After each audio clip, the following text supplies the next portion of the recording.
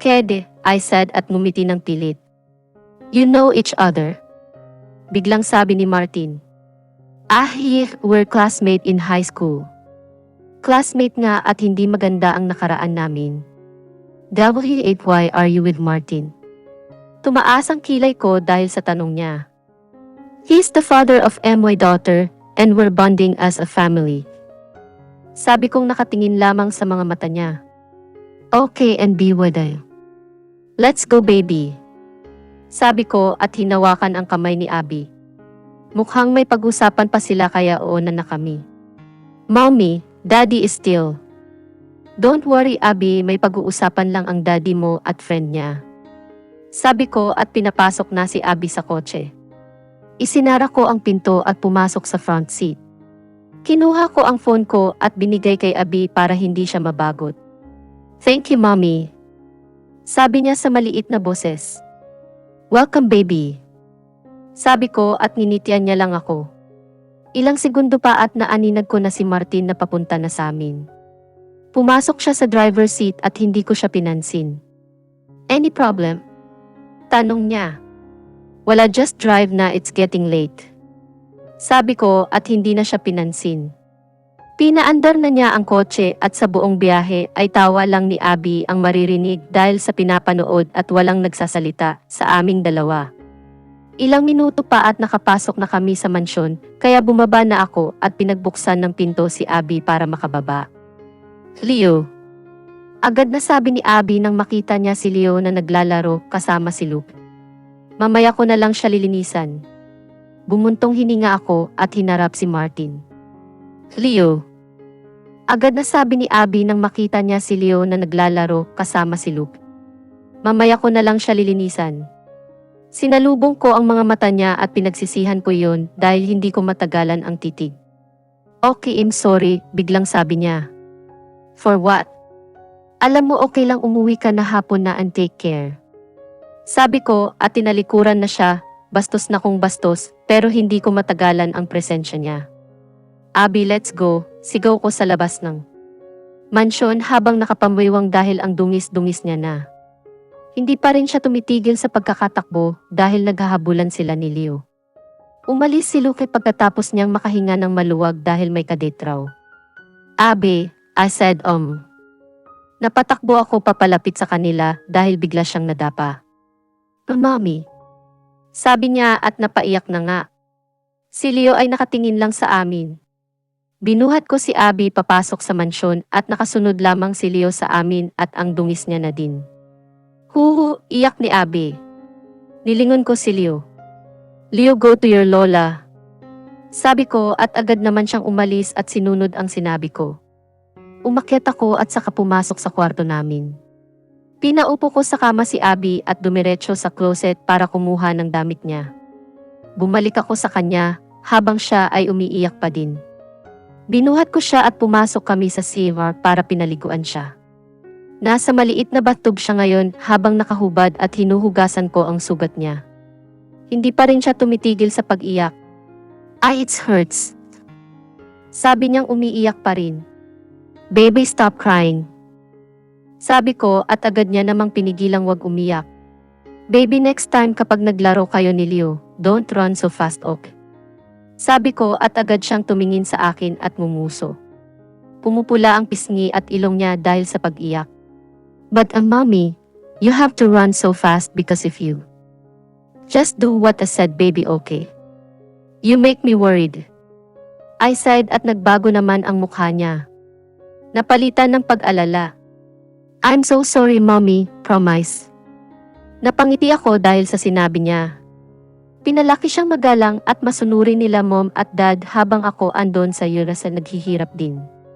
Nilinisan ko na ang katawan niya at pagkatapos agad siyang sinuotan ng damit na pantulog.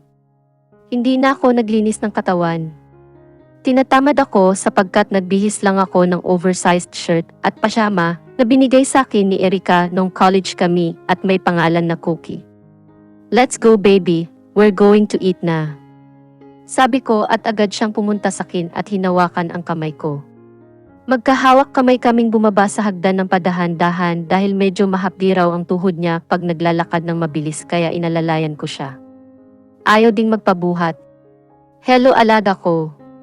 Napatingin ako doon sa nagsalita at si Manang Rose iyon. Nagbalik na siya.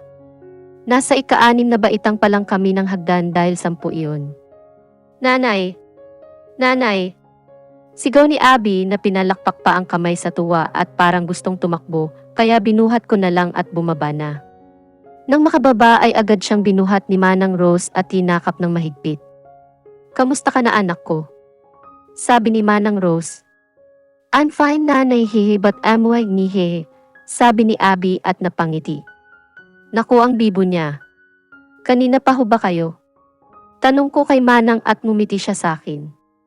Ang totoo ay bukas pa dapat akong darating dito, pero nung mabalitaan kong dumating ka na. Agad akong lumuwas dito. Agad akong lumapit kay Manang at hinakap siya. Halos siya na rin ang nagpalaki sa akin dahil busy noon sina mom at dad sa business. Tara na at kumain, sabi ni Manang at pinaupo na si Abby sa upuan. Wala pa po si mommy at daddy. Andito na kami. Napatingin ako sa nagsalita at si daddy yon kasama si mom na buhat si Leo. Pinaupo ni mom si Leo sa tabi ni Abby. You okay? Tanong bigla ni Leo at tumango naman si Abby. Are you sure? I will kiss your knee so. Oh no, mommy. Agad na angal ni Abby at tinulak ang mukha ni Leo at napasimangot naman ang isa. Natawa kaming lahat. Okay tama na yan Leo Abby, let's eat. Sabi ni Dad at unang kumuha ng kanin at pagkatapos si Mom ay si Manang. Sinusubuan ni Mom si Leo at ako naman kay Abby. Irene magaganap ang kasal next week. Nanlaki ang mata ko dahil sa sinabi ni Dad. Si Mommy naman ay biglang napasali ng tubig at binigay yon kay Manang dahil bigla itong nabulunan. Oo, nautal kong sabi at tumingin ng seryoso sa akin si Dad. Bumilis ang tibok ng puso ko. Ano Michael? Ikakasal na si Irene. Biglang sabi ni Manang. Yes Manang sa ama ni Abby. Sabi ni Dad at nanlaki ang mga matang tinignan ako ni Manang. Player girl ako, alaga ko ha? Napatawa ko ng malakas at napahagikik naman si Leo. Si Mom at Dad ay nagpipigil ng tawa. No Manang, you're so old. Abby, stop, sabi ko baka kasi mainsulto si Manang. Ba't ka natatawa Irene? Biglang sabi ni Manang. Tumikim ako at pinigilan wag matawa.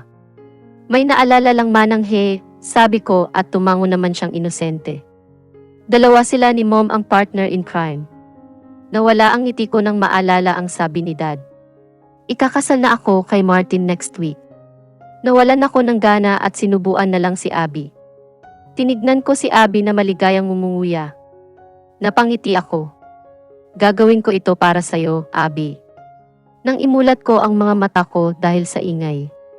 Talipandas ganito na lang ba lagi? Pilit kong inaninag kung sino yung lalaking umiingay habang nakaupo sa sofa sa kwarto namin ni Abby. Biglang nag-init ang ulo dahil si Luke iyon. Tumayo ako at sinugod ng sabunot si Luke at panay ang daing na masakit. Natutulog ako Luke, walang hiya ang ingay mo. Sigaw sa kanya at parang wala siyang narinig dahil pinulot niya lang ang cellphone niyang nahulog. Pag ito nasira pinsan, sa korte tayo magkikita. Napangiwi ako dahil sa sinabi niya. Sira ulo. Sabi ko at tuluyan na nga siyang nilayasan. Pagkababa na datnan ko kaagad si Manang Rose at nangunot naman ang noo ko dahil sa kanyang itsura. Manang ano yan?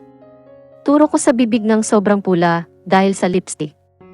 Agad siyang lumapit sa akin at kumapit ang braso ko. Wow, feeling teenager si Manang. May gwapo kasing lalaking nakaupo sa sofa, sabi niya at saka kinilig. Manang naman burahin niyo yan sabi ko sa kanya. Bakit Ira? Pangit ba? Kapalit-palit ba ako? Nangunot ang noo ko. Manang naman magtinunga ho kayo. Sabi ko saka tumalikod at pumunta sa sala kung sinong lalaking tinutukoy ni Manang. Hindi ko alam pero nagiinit ang ulo ko dahil kay Luke. Buset talaga yon kahit kailan dagdagan pa ni Manang na akala mo ay dalaga pa rin makaasta. Mommy. Napatingin ako kay Abby nang sumugod siya sa akin at yumakap sa biwang ko. Ngumiti ako sa kanya nang may biglang magsalita. Good morning. Napaangat ang tingin ko sa boses ng lalaking yon.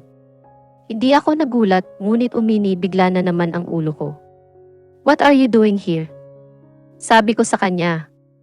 Tinaasan ako ng kilay ni Martin. Binalingan ko si Abby at ngumiti. Go to live muna baby, sabi ko at tumango naman siya iniwan kaming dalawa dito ni Martin. Gawin what? Hindi ba ako pwede? And my daughter is here. May point siya pero nag-init talaga ang ulo ko, punyeta. Hindi ako nagsalita sapagkat tumalikod na ako. Wait, sabi niya pa at napaharap naman ako sa kanya. I think you're in red days today, go to the bathroom and wash yourself. Nanlaki ang mata ko dahil sa sinabi niya pero nag-init din dahil parang daddy ko siya. Wag mo akong hindi kita ama. Sabi ko at dinuro pa siya pero nag-smirk lang siya. Someday, you will call me daddy, papa, tata. Tinalikuran ko siya dahil sa mga pinagsasabi niya. Bigla kasing uminit ang pisngi ko at nangatong ang tuhod ko at itong talipandas ko na puso sobrang bilis na naman. Binuksan ko ang kwarto ko at nanhala sige. Ang bobo ng kakampi bobo, sigaw niya pero hindi ko yon pinansin at dumiretso sa CR. Pagpasok ko sa CR nakita ko kaagad ang sarili ko sa salamin at tae na bigla akong nahiya sa sarili ko. Gulong-gulo ang buhok ko na parang sinabunutan ng aswang tas may muta pa ako sa kaliwang mata pero hindi kalakihan. Dahan-dahan akong napatingin sa dibdib ko at ganun na lang ang mura ko sa sarili ko nang mapagtanto na hindi pala ako nakabra. Kaya siguro nakangiti ang busit na yon, that asshole, sabi ko at agad nang hinubad lahat ng damit ko at tama siya red days ko ngayon kaya mainit siguro ulo ko. Pero buset pa rin siya, buset. Pagkababa nadatnan ko si Leo at Abby na nanonood ng SpongeBob habang nakaupo sila sa sofa. Nakita agad ako ni Abby at ninitian niya ako at ganun din ang ginawa ko. Ma'am, asan si Luke? Tanong ko. Paglabas ko kanina sa siya ay wala na si Luke. Nasa labas, may katawagan, sabi ni Mommy at binalik ang tingin sa magazine na binabasa niya. Wala si Dad ngayon, busy sa business. Akmang lalabas nang may biglang tumawa sa akin at si Erika yon. Agad kong sinagot iyon. Best. Nailayo ko ng kaunti ang sigi sa tenga ko dahil sa biglaang pagsigaw niya. Punyeta. Sige pa, hindi pa ako nabingi frames, I said. Sorry naman, pero best day off ko ngayon kaya punta ako dyan sa inyo, sabi niya at halatang na-excite. Sige, tsaka 6 days na lang ikakasal na ako kay Martin, sabi ko at sandaling tumahimik ang kabilang linya. Hinintay ko siyang magsalita pero biglaan niyang pinatay ang linya. Tae na ang bastos ng pandak na yon. Binalik ko ang CD sa bulsa ko at tuluyan nang lumabas ng mansyon at nakita ko pa si Luke na may katawagan nga at mukhang stress na stress siya. Dumiretso ako sa garden at nadatnan ko si Manang na nagdidilig ng halaman. Agad na naagaw ng atensyon niya ang presensya ko. Agad siyang napangiti na may bungi pa sa gilid. Buti at ginawa niya ang sinabi kong punasanan ng bibig niyang sobrang pula. O halika muna dito Ira at diligan mo muna ito, sabi ni Manang at binigay sa akin ang tabo.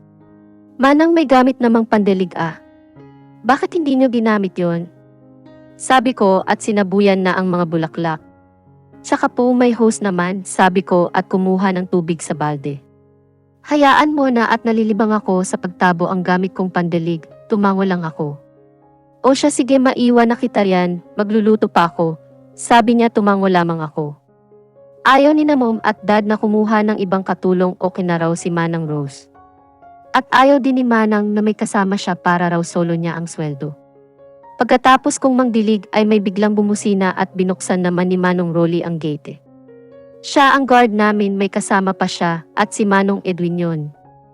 Matagal na din silang naninilbihan sa amin. Agad kong nilisan ang garden at bumaba ang isang babaen sa sasakyan at iniluwa ni Erika. Nieta akala ko inkanto. Bestest. Ay puta sino yon? Nabitawan ni Luke ang si niya dahil nagulat sa boses ni Erika. Hindi na ako nagulat pa sanay na ako sa bunganga ng pandaknayan. Patakbo siyang lumapit sa akin at yumakap sa biwang ko, joke lang. Sino namang nagsabing pumunta ka rito? Biro ko at agad niya akong sinamaan ng tingin. Grabe ka, gago. Mura niya sa akin at tumawa lamang ako. Grabe naman bunganga mo, miss. Parang shotgun ang ingay at masakit sa tenga. Walang prenong sabi ni Luke na nasa harapan na namin. Walang hiya talaga ang isang to. Excuse me, do I know you, mister? Mataray na sabi ni Erika at nakapamiwang pa talaga. Sinunod ni Luke si Erika at namiwang din. 2 kilay nga lang ang nakataas, di kasi siya marunong magpataas ng 1 kilay. Excuse me too, don't call me mister because you're not my missus, sabi ni Luke. Gago talaga to. Agad kong hinatak si Erika papasok sa loob bago pa magkagyera dito.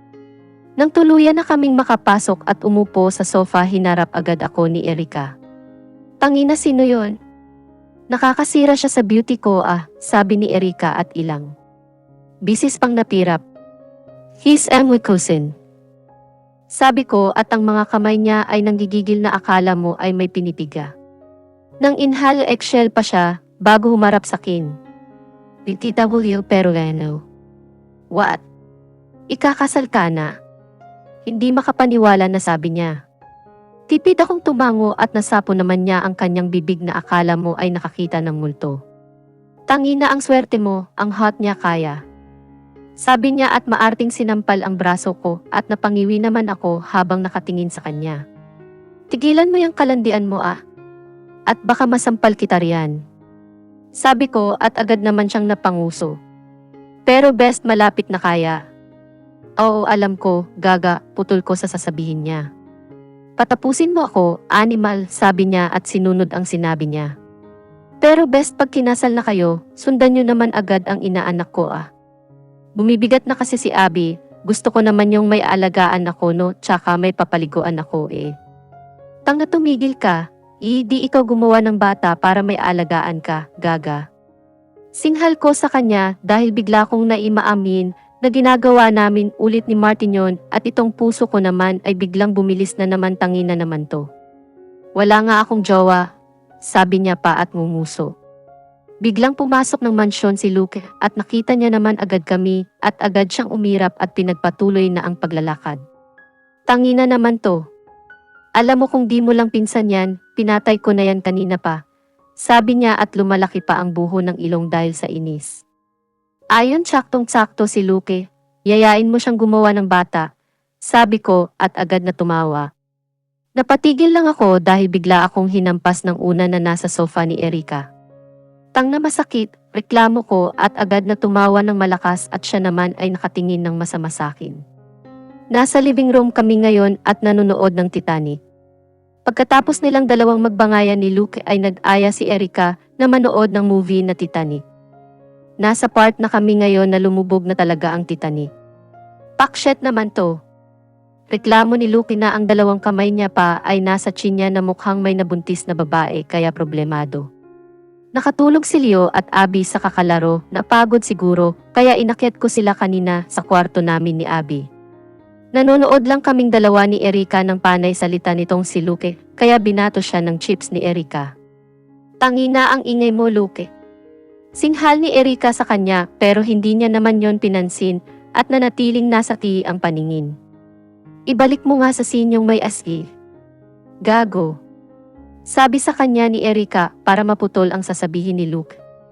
Nakakailan ka na pandak Singhal na pabalik sa kanya ni Luke.